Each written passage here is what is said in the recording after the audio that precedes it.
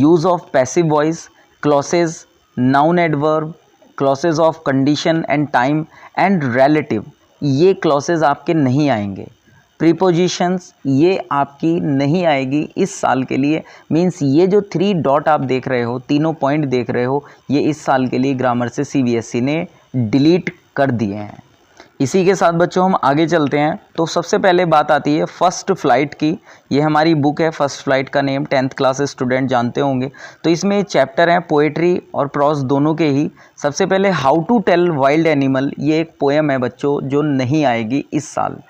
Trees ये भी एक पोएम है, ये भी नहीं आएगी। और फॉग ये भी आपके पोएट्री सेक्शन से ही है, एक 4-5 लाइन की कविता जो नहीं आएगी। तो ये पोएट्री सेक्शन से पहले तीनों चैप्टर हैं जो नहीं आएंगे। और फिर बाद में 4 और 5 मिजविल the author and 4 N Gregory, ये जो एन ग्रेगरी वाली पोएम है बच्चों ये आपके इस साल सिलेबस में नहीं आएंगी। आप इनको ध्यान रखना, ये पोर्शन डिलीट हो चुका है। इसी के साथ हम अब जानते हैं आगे फुटप्रिंट्स विदाउट फीट में कि उसमें क्या नहीं आएगा। बच्चों फुटप्रिंट्स विदाउट फीट में पहला चैप्टर है ये यहाँ पर द मिडनाइट विजिटर, ये भी नहीं आएगा। सेकंड है ए क्वेश्चन ऑफ ट्रस्ट, ये भी नहीं आएगा। एंड लास्ट थर्ड है the book that saved the earth, the book that saved the earth, ये चैप्टर भी इस साल आपके सिलेबस में नहीं आएगा। तो बच्चों ये तीनों चैप्टर डिलीट हो चुके हैं फुटप्रिंट्स विदाउट फीट बुक से।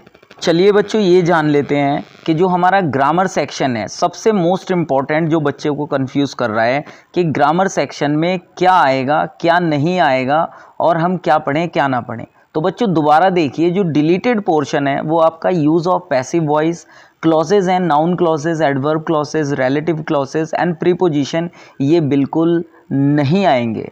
और आएगा क्या बच्चों, आपके टेंसेज आएंगे, मॉडल्स आएंगी, मॉडल वर्ब्स आएंगी, आपका सब्जेक्ट वर्ब कॉनकॉर्ड आएगा, रिपोर्टेड स्पीच आएगी, कमांड एंड रिक्वेस्ट्स आएंगी एंड स्टेटमेंट्स आएंगी, क्वेश्चंस आएंगे एंड डिटरमिनर्स आएंगे। ये सारी चीज़ें इन तीनों टॉपिक को छोड़ करके इस साल भी आपके ग्रामर में आनी है।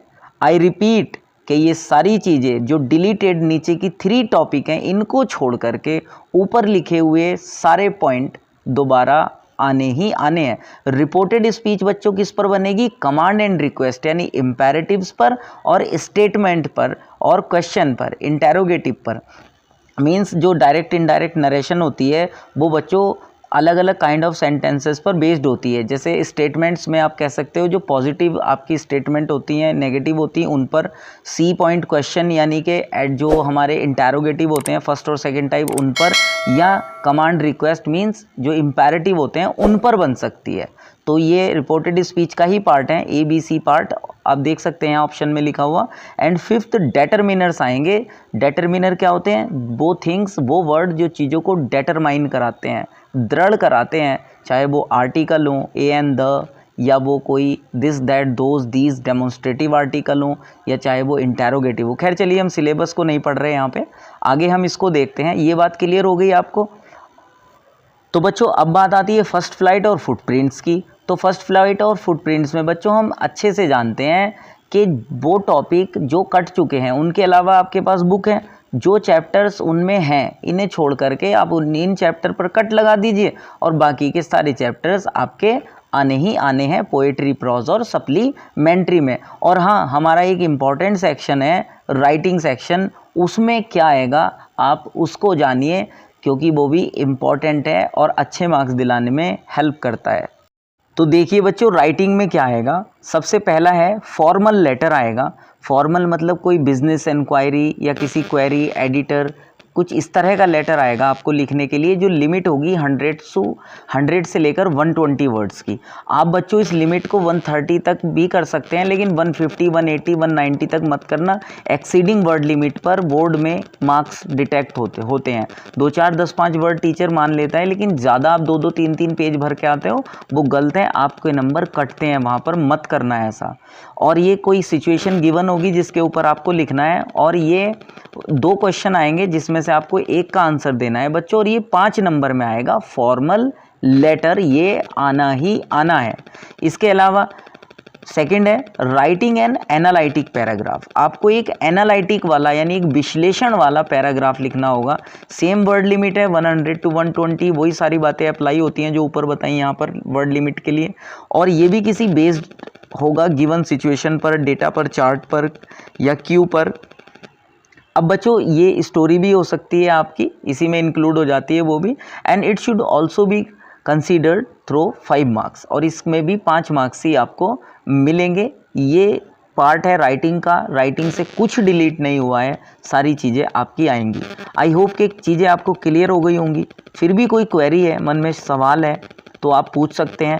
इस साल सीबीएसई ने बच्चों मार्किंग स्कीम भी चेंज की है।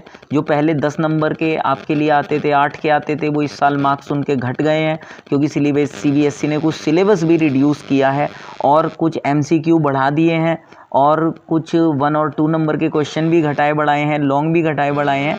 और आपके बार पेपर पैटर्न में भी चेंजेस आएगा। अगर आपको इस बारे में कोई क्वेरी है या मन में कोई भी बात है तो you can comment me, message कर सकते हैं। I will reply you as soon as possible. और बच्चों वीडियो अच्छी लगी हो तो लाइक शेयर करना और साथ ही सब्सक्राइब करके जाना। और थैंक यू, आई होप कि आपको अच्छी लगी होगी, उसके लिए धन्यवाद। और अगर आपने अब तक इस वीडियो को देखा है तो मैसेज भी करना और कमेंट में बताना कि आप कहाँ से हैं। और धन्यवाद, थैंक यू।